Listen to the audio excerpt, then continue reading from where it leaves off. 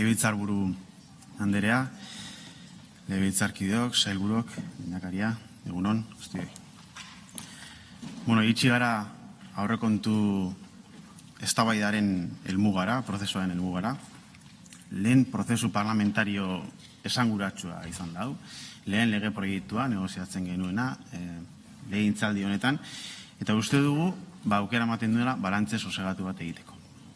Balantze politiko bat egiteko, prozesunek zeman duen, eta saiatzeko ikasgai batzuk ateratzen, irakaspen batzuk ateratzen prozesu honetatik. Gu saiatuko gara gaurko plenoan, ahalik eta azterketa zorrotzen egiten, saiatuko gara ekuanimiak izaten, saiatuko gara argilunak identifikatzen, eta esan bezala irakaspenak ateratzen aurrera begirakoari dagokionez. Izan ere, uste dugu, ni uste deno garela kostiente, momentu berezia bizi dugula, momentu berezia dela hau, erronkak itzelak direla, eskuartean ditugun erronkak izugarri handia direla, 21. mende honetak urte erabaki garaitan sartu garela, ziurtasun handiko garaietan bizi garela, eta konplexutasun handiko garaiak direla hauek.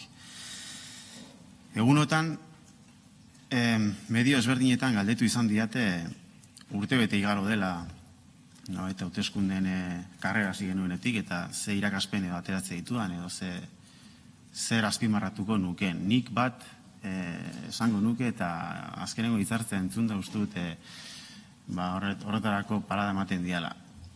Guk ez dugu gerramo bat aportatuko, legebiltzar hau bihurtu dadin gaur egun Espainiako Kongresuen diputatua den hori. Oso urrun sentitzen nahi diskurso batzuetatik, tono batzuetatik, kodigo batzuetatik, eta politika gintzan zoritxarrez geroz eta ohikoagoa den hizkuntza batetik. Ez gara, saiatuko gara hortan ez erortzen, eta gaurko plenoan ere saiatuko gara hortik urrun mantentzen.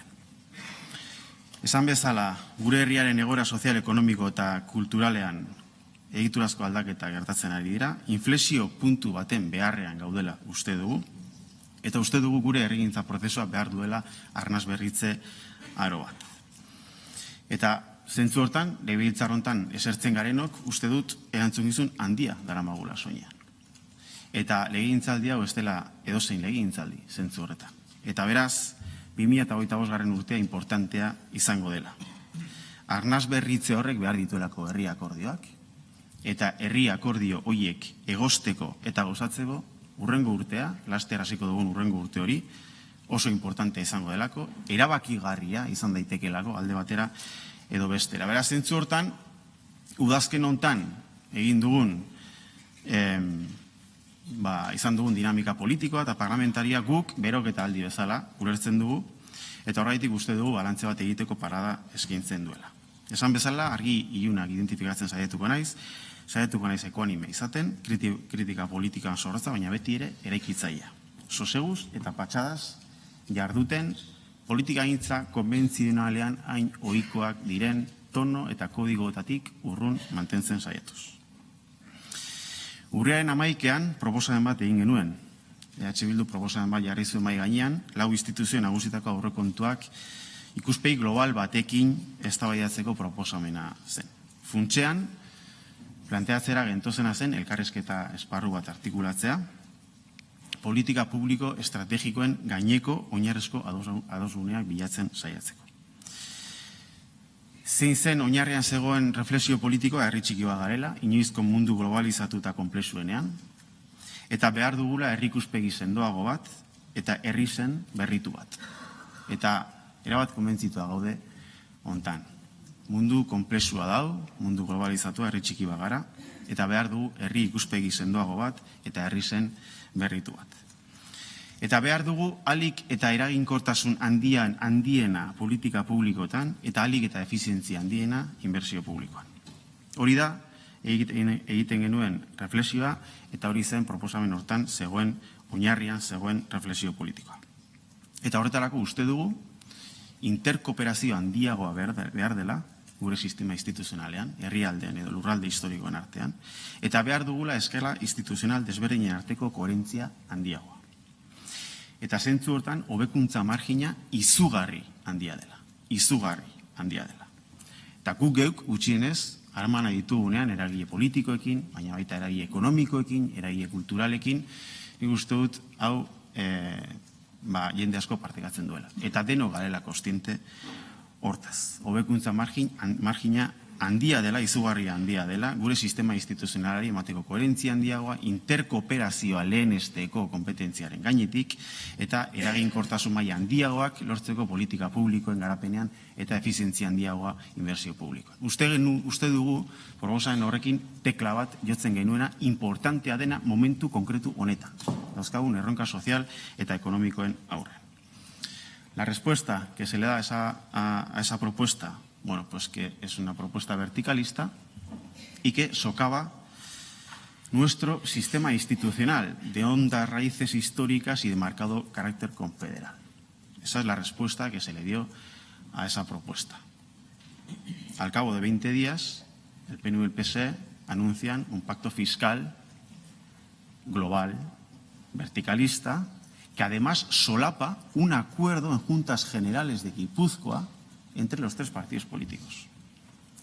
Es decir, que ya existía un acuerdo fiscal entre el PSE, PNV y H. Bildu en Juntas Generales de Guipúzcoa sobre la reforma fiscal, y ustedes lo que plantean, lo que anuncian es un pacto fiscal que viene a solapar ese acuerdo en Juntas Generales de Guipúzcoa. Y es un acuerdo global y es un acuerdo vertical, porque es un acuerdo entre los partidos políticos sobre fiscalidad que se va a articular de igual manera y de forma homogénea en las tres juntas generales de esta parte del país. Eso fue así y creo que me estoy refiriendo a un hecho que es absolutamente objetivo. No pasa nada. Nosotros y nosotras creemos que efectivamente estamos tocando una tecla importante. El año que viene creemos que tenemos que plantear esta discusión y este enfoque con más tiempo, con mayor premura, y creemos que tenemos la posibilidad de seguir trabajando este enfoque, este método, si cabe, ¿no? En última instancia, nuestra oferta sigue tendida, que es tratar de articular un espacio de diálogo político permanente. ¿Sobre qué? Sobre las políticas públicas estratégicas que tienen que traccionar el desarrollo de este país. Porque tenemos una arquitectura institucional que es una arquitectura compleja, un sistema institucional complejo, tenemos las mayorías políticas que arroja la voluntad popular a través de las urnas y creemos que es conveniente, que es interesante, que exista un espacio de diálogo político permanente que no suplante ningún foro institucional en ningún caso, pero que ayude a definir una agenda de país. Un espacio de diálogo, identificar cuáles pueden ser las políticas estratégicas y dónde puede haber niveles de consenso suficientes para desarrollar las políticas estratégicas clave que necesita este país en los siguientes años.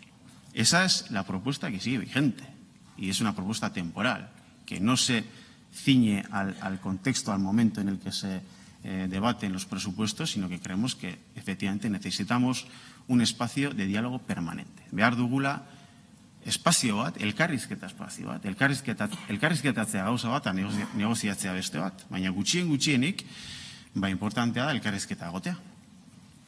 Gehiengoak artikulatu ditzakegunon artean, espazio instituzional ezberdinetan, gehiengoak artikulatu ditzakegunon artean, elkarrizketa espazio bat egotea importantea dela, eta konbentzitua gaude hori importantea dela. Zertarako herri agenda bat definitzen saiatzeko. Herri agenda bat. Identifikatzeko non egon daitezken oinarrizko adosguneak gure herriaren garapena eta herrigintza prozesuak trazionatu behar dituzten politika publiko estrategikoen inguruan. Hori da, eskuartean, edo hori da, maigainan uzten dizugun proposamena, eta, uste dugu oso zentzuzko planteamentoa dela, ez? Zeintzu dira politika horiek? Uste dut denok egon gaitezkela ados, ez? Osakidetza, osasuna, etxe bizitza, zaintzak, eraldaketako soziala, fiskalitatea, politika linguistikoa, hizkuntza politika, hezkuntza, migrazioa, sistema komunikatiboa.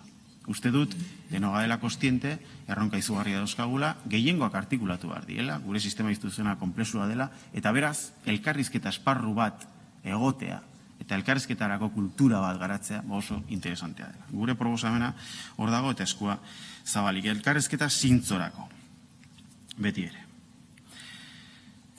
Proposamen hori baztertu zelarik sartu ginen Eusko Jaurlaritzaren aurrekontuak negoziatzera. Nik uste dut argi ilunak egon direla bidean, eta importantea dela hobetu beharrekoa seinalatzea, eta baita argiprintzak ere balioestea. Eta saiatuko naiz hori egiten. Hainbat aspektu jorratuko ditut, gure ikuspegitik, negoziazio aldi honetan deigarriak izan direnak, eta gogoeta politikorako tartea eskaintzen dutenak. Lehena, esklusibitatearen kontua. Negoziazio momentu ezberdinetan, Eusko Jaurlaritzako interlokutorek, leporatu izan digute nolaikuk esklusibitatea eskatzen genuela. Gobernu ari zen negoziatzen berdin alderdi politiko guztiekin, eta guk planteatzen genuelarik, alderdi popularrak eta EH Bildu proiektu antagonikoa dituztela, eta beraz, gobernu honek jakin behar duela bidea norekin egin nahi duen, ze norabideak ez dira berdinak inondik inora. Nik uste dut alderdi popularreko jendea eta ados egongo dela gurekin, baieztatzean, hain zuzen ere, alderdi popularrain proiektu politikoa eta ezker independentistaenak antagonikoa direla. Bai ikuspegi sozial, ekonomikotik, baita ere nazi ikuspegitik. Beraz, ez da berdina batzuekin edo besteekin. Eta guk maigaina jarri genuen lehen reflexioa izan zen, gobernu honek zer egin nahi du. Eta ondorioz norekin, ze bideide ari da bilatzen, ez? Eta erantzuna zen berdin zitzaiela. Batzuekin zein bestekin, zergaitik ez biekin batera, inkluso, kasuan, aukera izan ez gero, ez? Reflexio politiko berdina egin da baita ere Gipuzkoan gobernuaren partetik, ez da, guri horrek arreta deitu digu. Ez hainbeste alderdi populararekin akordioak bilatzearen, edo bilatzeak berak. Zilei izango da, noski, ezen kasutan, ez da? Eta gainera, bestelako kalkulu taktiko batzuk ere egon daitezke tartean, ez dut hori epaituko, baizik argudiatzeko modu batik. Argudiak eta zein izan den, maigainan pausatu den argudioa zein izan den, ez? Esto no trata de defender ideas, sino de ser eficaces a la hora de solucionar los problemas de la gente. A la ciudadanía le da igual con quién, quiere que se le resuelvan los problemas. No se trata de basar las iniciativas políticas en la ideología. Halako baiezta begana entzun dira legebiltzar hontan azkenengo asteetan aurrekontu negoziazio prozesuan behin eta berriro. Eta uste dut hor badagoela diskurso bat, forma hartzen ari, eta gero ez da intensidade handiagoarekin planteatzen dena. Eta horrek kezkatu gaitu eta asko. Zeren, zein hurbil dagoen diskurso hori, kalean indara hartzen ari den todos son iguales horretatik. Guri berdin zaigu batzuekin besteekin, total. Hemen kontua ez da ideiak defendatzea, ez da ideiak lehiatzea eta lehia horren baitan herri ikuspegi batetik identifikatzea non egon daitezken elkarguneak. Hemen kontua eraginkorrak izatea jendearen problemak konpontzeko orduan. Eta beraz, berdin zaigu batzuekin zein besteekin. Eta inkluso biekin batera posible balitz zergaitik ez. Hori da krisi politikoaren aurrean egiten den diagnostikoa. Hori da desafekzio politikoari aurre egiteko bidea. Hau da, politikaren ustuketa. Hau da, politikaren ukazioa, bera.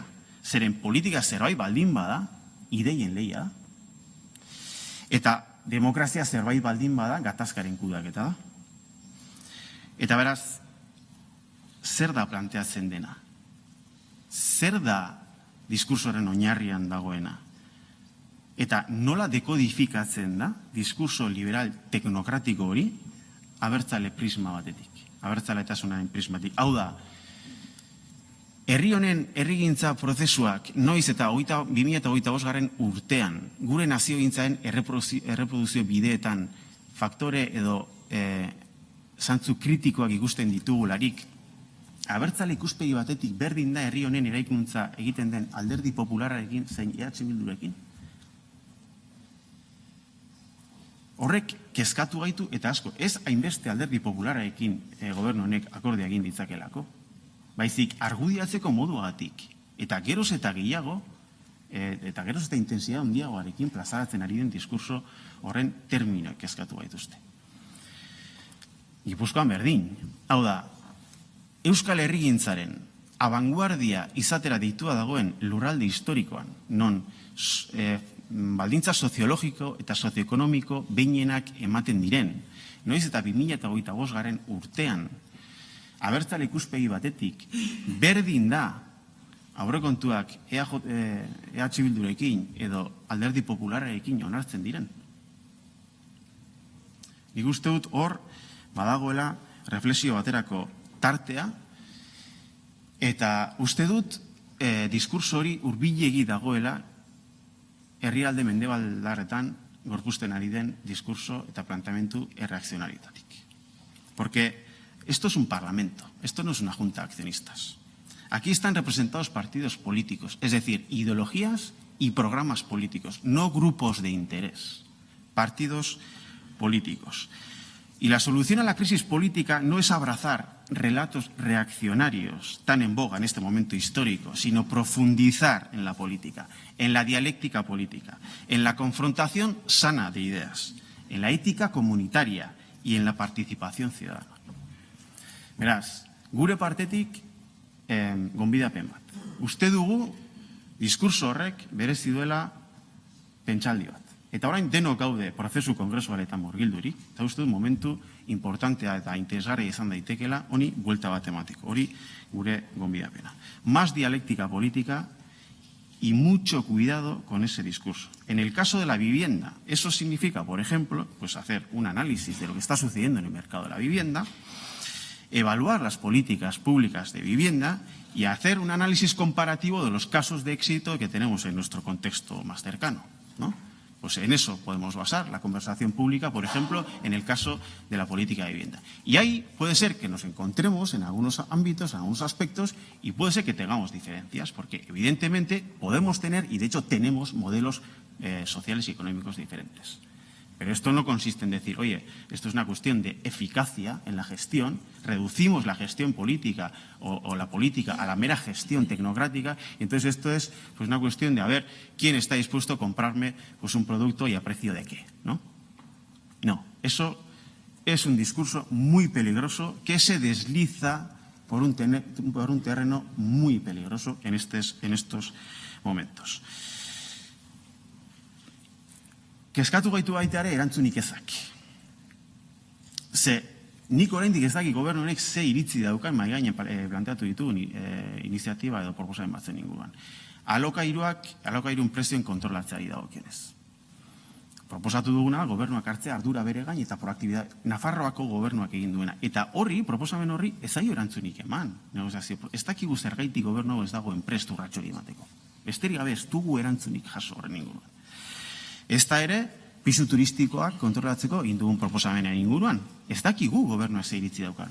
Ez baitu zue argudiatu negoziazio mailan. Eta orduan ez dakigu zein den zuen iritzia.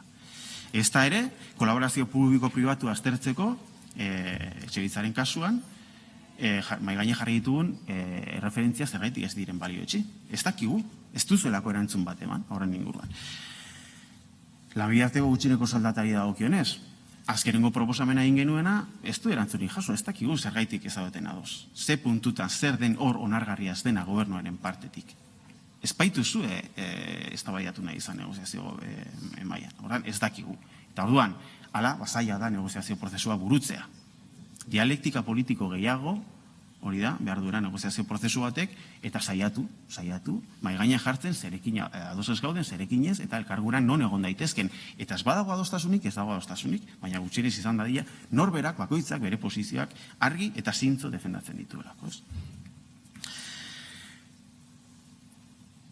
Baina edozein kasutan, berriro esango dut, uste dugu momentua importantea dela. Ez da akordiorik egon. Ez gara adostasun batera iritsi. Guk ere, egin du errebizio bat, gure jardunarena, eta ondorio batzuk atera ditugu, hobetzeko tartea badaukagu, eta gauza batzuk hobetuko ditugu zalantzari gabe.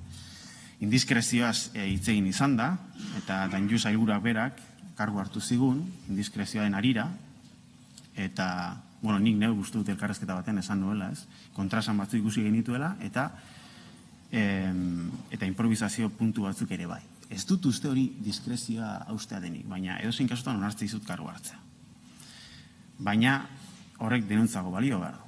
Ze hortik eta egun gutxitara, lehendakariak beste irrati elkarrezketa batean baloratu zituen EH Bildu negoziazio mailan jarritako proposamen batzuk.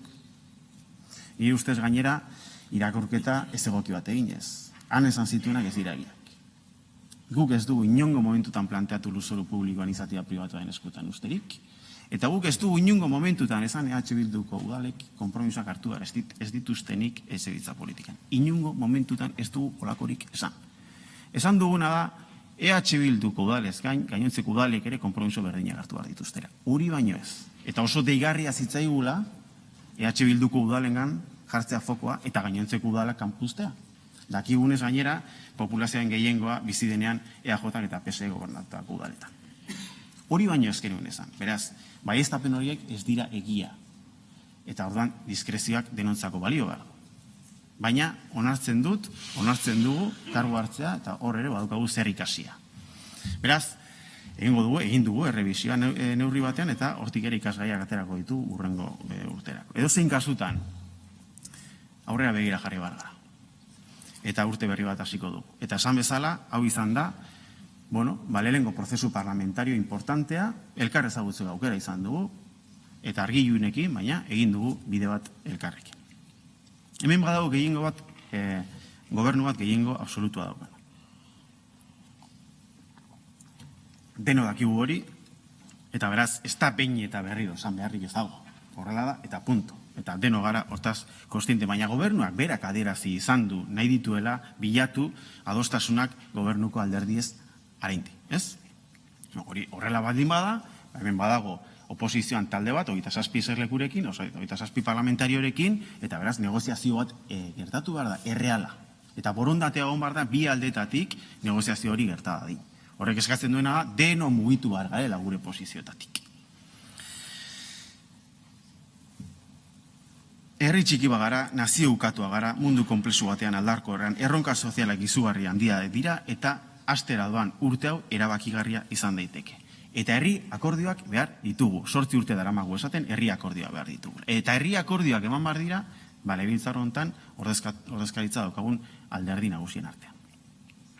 Daukagu gobernua gehiengo absolutuarekin, eta parlamentu bat, non badagoen gehiengo abertzale absolutu bat, inoizko handiena, eta lehen aldiz, alderdi politiko bat oposizioan, enpatatuta eskainotan, bigarren lehen alderdi abertzalearekin. Beraz, hau dira eskuartean dauzkagun baldintza politikoak. Eta uste dut, beraz, identifikatu behar dula zein den lurzoru komuna. Herri akordioak behar baldin baditugu, eta desberdina baldin bagara gure artean, ikuspegi ezberdina baldin baditugu, proiektu politiko ezberdina baldin, identifikatu dezagun zein izan daiteken lurzoru komun hori. Eta hau, investidura saioan planteatu nuen eta berretsi egin nahi dut. Gure ustez, bi zutaberen gainean konfiguratu daiteke lurzoru komun hori. Bat, nazio aitortza, Euskal Herria nazio bada, eta aitortza horrek izan behar ditu efektu juridiko eta politikoak, eta orain, az gaitezen, eztabaidatzen horrek ze esan nahi duen, hori nola gauzatzenen, eta ze arkitektura instituzionaletara eraman behar du. Eta hori da zuzen ere, aurrean daukagun estatus politikoaren eztabaida, 2025 urtean eraman behar duguna fase erabakitzaileara. Eta bigarrena, gure ikuspegitik, bigarren zutabe funtsezkoa, politika neoliberalen frakasoaren konstatazioa. Hori da gure ustez bigarren pilare fundamentala, bigarren zutabe fundamental. Sobre dos pilares fundamentales creemos que se puede articular un suelo común desde donde debatir, dialogar y debatir sobre las cuestiones fundamentales que nos tienen que llevar a acuerdos de país que son fundamentales, que no son fundamentales en esta coyuntura histórica.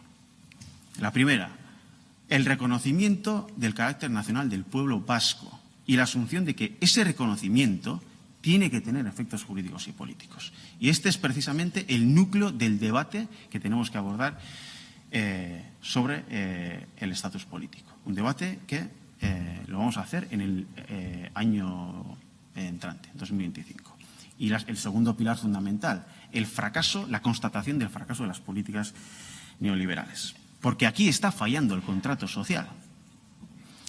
Y en algunos ámbitos es más que evidente, por ejemplo, en el caso de la vivienda. El mercado inmobiliario es un mercado fuera de control y la política de vivienda es una política que no funciona. Cada vez es más el dinero público que se destina a prestaciones y deducciones y cada vez es más la gente que no puede afrontar el pago de un alquiler en el mercado libre. Por lo tanto, algo está fallando. O por lo menos convendremos en que esta política pública es insostenible incluso en términos económicos. Porque el dinero público dedicado a las prestaciones se está incrementando exponencialmente.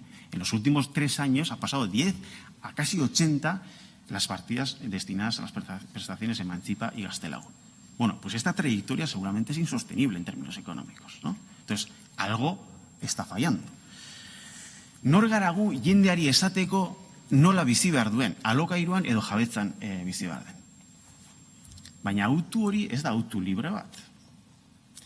Zeren, Euskal Gazten gehiengo handi batek ezin dezake gaur etxebizitza bat erosi, eta geroz eta gehiago da, inkluso, alokairu bat orain ezin dezaken jendea. Beraz, hori ez da autu libre bat. Zoritxarrez. Ez da autu libre bat. Eta beraz, hor badago interpelazio bat administrazio publikoari eta da, hori horrela baldin bada, nola bermatzen da etxebizitzarako sarbidea. Eta hori bada, administrazioa daukan betekizun bat legez ezarria dagoena. Eta beraz hemen sartzen gara ebaluatzera politika publikoak.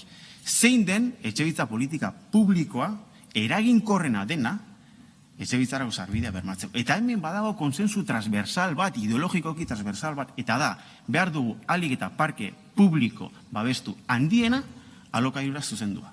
Eta gero beste gauza batzu beharko ditugu, baina hor, etxebizitza politika horren zutabe nagusia izan behar dela, hain zuzen, hor badago konsensu transversal bat. Beraz, ez da autu bat, ez baita autu bat, eta administrazio badauka ardura bat bere gain hartu beharreko. Eta kontratu soziala gutxe egiten ari da, baita errenta banaketari dagokionez. Ze neoliberalismoak ekarri du lan errenten eta kapital errenten arteko arrakala izugarri bat, gizon emakumen arteko genero arrakala bat, eta berriki belaunaldien arteko arrakala bat ere bai. Errentan banaketa berdin zale baterako importantea da lanbide arteko gutxieneko soldata, eta hori da maigaina jarri dugun beste proposamen bat. 2022an egin genuen akordio bat, ondoren etorri dira lege besteko proposamenak, baina hemen ez dugu pausu txiki bat ere aurreratzen herri bezala. Eta esaten ari garena da, hemen badago aukera bat akordio interprofesional bat egiteko herri hontan, ezartzeko gutxieneko lanbide arteko gutxieneko soldata bat. Eta gure reflexioa izan da, nola lagundu genezakeen esparru politikotik hori gertazedin. Hori da mai gaina jarri duguna. Eta egin dugun azkenengo proposamenak ez du erantzunik jaso. Ez dakigu gobernu zergaitik ez dagoen edo zertan ez dagoen ados egin dugun proposamen horrekin. Eta neoliberalismoaren frakaso ere nabarmena da fiskalitateari dagokionez. Ze nik uste dut deno badela kostiente behar ditugula diru sarrera gehiago, behar ditugula baliabide publikoa, zerbitzu publikoa mantentzeko, eta gainera, uste du, denok beharko gunukela ados, momentu honek eskatzen duela sektore publikoaren interbentzia handiago bat ekonomia. Badakit gogorra zeizuela, hitz hau, baina nik uste dut zuen referentzia ideologikoak izan beharko lidateken autoreak ere, ja gaur egun termino egiten hitz egiten dutela. Behar dugu interbentzia, eta horrek eskatzen ditu, rekurso publiko batzuk. Eta gainera, aberastasuna banatu behar da beste era batera, ze neoliberalismoa ekarri duen errenta banaketa hau, ez da eutxigarria eta kontratu soziala kaltetzen ari da. Si yo leo la ponencia del Partido Socialista de Euskadi, Euskadiko Esquerra, y sobre fiscalidad, lo que se dice es que tenemos que aproximar la recaudación con los ingresos a la presión media europea. Es que eso no viene en consonancia con el pacto fiscal que han anunciado. Porque ya se anuncia, ya se dice, ya se reconoce que va a traer una merma a la recaudación. Por tanto, este es un debate importante y este debate lo vamos a hacer en el año 2025. Y evidentemente no es lo mismo la reforma fiscal que se puede hacer con H. Bildu o la reforma fiscal que se puede hacer con el Partido Popular. Yo creo que esto ya viene a ser muy evidente. Para hacer eso que se dice en la ponencia del Partido Socialista de Euskadi, pues eso seguramente se hace con H. Bildu. Para hacer una reforma regresiva que entre otras cosas tumba el gravamen a las energéticas, pues eso se hace con el Partido Popular. Guk esan dugu aurrekontu hau osatzeko egiten den prebizioa, aurrekontu diruzarren prebizioa, gutxienez zalantzagarria dela. Ze markatzen da edo marrazten da koiuntura ekonomiko zail bat. Diruzarreren prebizioa ez da bete 2024 urtean. Eta ja, esaten ari da, eta, bueno, alegin hori egiten ari da, grabamen horretatik, energetikei dagokien grabamen horretatik, 7 milioi kentzeko prest gaudela. Aurrekontu hau eraikitzen da diru sarrera horiek kontuan hartuz, 77 milioi kontuan hartuz. Hori da, benetan, alegin hori aurrera ateiatzen bada, izango ez dugun baliabide publikoak izango ez ditugunak urrengo aurrekontuei dagokionez. Uste dugu zoru komun bat eraikitzeko momentua dela, behar dugula zoru komun hori eraiki, zoru komun horren gainean eraiki behar diela herri adostasun funtseskoak, gure herrigintzaren eta naziogintzaren hainbat prozesu politikoan behar dugula arnaz berritze aldi berri bat, eta kontzientzia horretatik eta ardura horretatik jardungo dugu. Ardura horretatik uste dut jardun dugula, negoziazio prozesu hontan, muga guztiekin, eta akatso batzuk egin da, guk ere tartean, baina ardura horretatik jardun dugu, eta uste dut irakaspen batzuk atera behar dituguna, momentu honetan, funtseskoak zaizkigulako, hemendik aurrera imarreko bideari dagokionez. Lurzoru hori, komun hori, posible da, baldin eta, benetan, analizi zorrotz bat egiten badugu, momentu ekonomiko honena, eta herri honen egoera politiko, sozial eta kulturalarena. Eta beraz, gure gonbidapena bada, irakausen horietatik bide berri bat hasteko. Mila esker. Eskerrik asko.